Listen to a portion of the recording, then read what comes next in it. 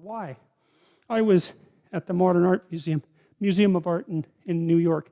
I'm afraid I don't remember which one, unfortunately. But I was in this amazing room. You know, it had all these priceless paintings from the late Renaissance hanging in it.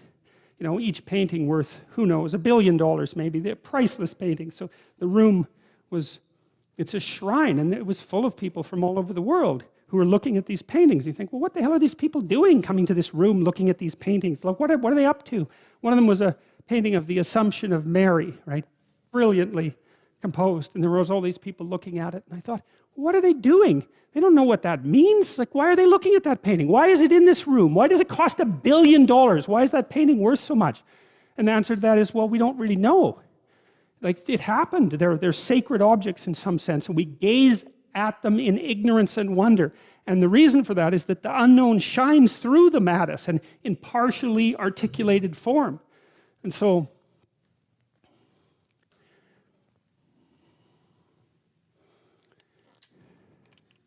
well, that's the role of art.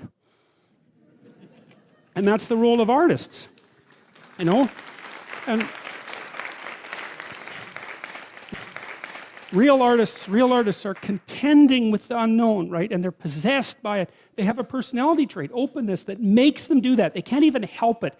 And I've had lots of creative people in my clinical practice, and I can tell you the worst thing for creative people is to not be creative, because they just die. And because it's like maybe you're a tree with a few major branches, you know? That's your personality. So if you're extroverted, man, you can't be cut off from people because you just wither. And if you're agreeable, you have to be in an intimate relationship or you die, you know? And if you're conscientious, man, and you're unemployed, you're just going to eat yourself up because you have to have a duty and you have to carry a load because you just can't stand it otherwise. And open people have to be creative. They have to be, because otherwise they die. They don't have any vitality. And so they're cursed with the necessity of putting a foot out into the unknown and making sense of it. And then they're also cursed with the necessity of trying to make a living while they're doing that, which they can't, because you can't. It's almost impossible to monetize creative action, as many of you who are creative will no doubt find out.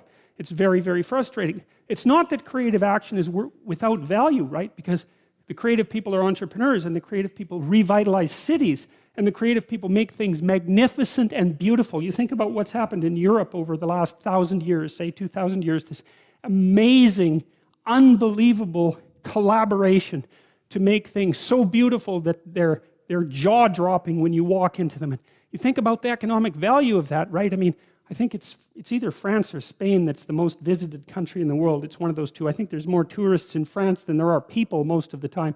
And part of the reason for that is it's just so damn beautiful. You just can't stand it. And you think, what's the economic value of that?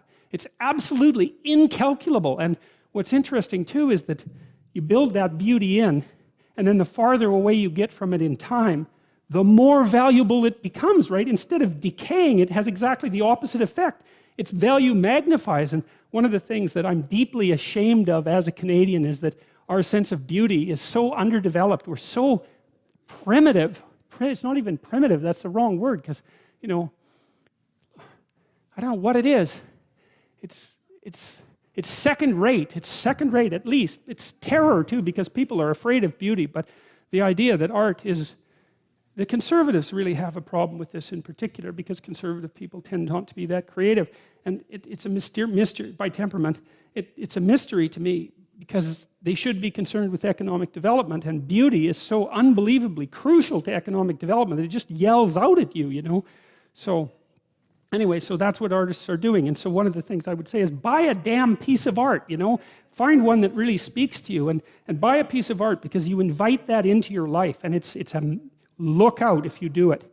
If it's a real piece of art, because you'll also get a little introduction to the artist, and then that'll seep into your life, and that'll change things like mad. But it's unbelievably worth it, because it opens your eyes to the domain of the transcendent. That's the right way of thinking about it. A real piece of art is a window into the transcendent. That's what it is. And you need that in your life, because you're finite and limited and bounded, right, by your ignorance and your lack of knowing. And unless you can make a connection to the transcendent, then you don't have the strength to prevail. And that's part of the covenant.